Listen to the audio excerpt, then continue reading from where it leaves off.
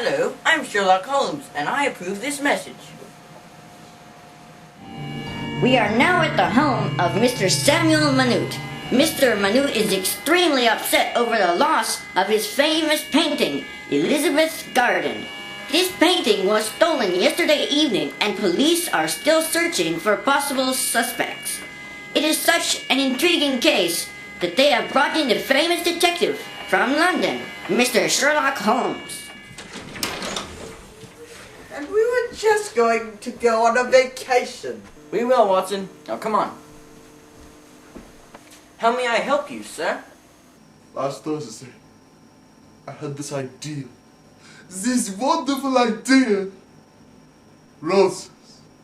Beautiful roses. Painting beautiful roses. I wanted to paint roses. So I painted the roses. I painted them. It was rather difficult, but I painted them. I finished. And when I went to bed, I was reading this book. I like this book. But then I heard a noise, a loud noise.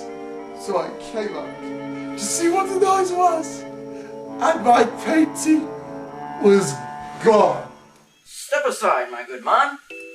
I shall have this case solved in a jiffy.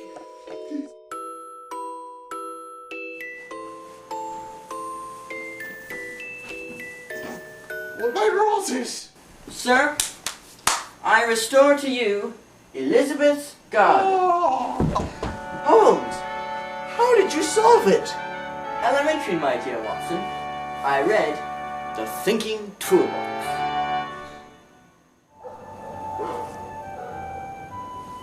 Watson. Yes, Holmes. Look up at the sky. What do you see?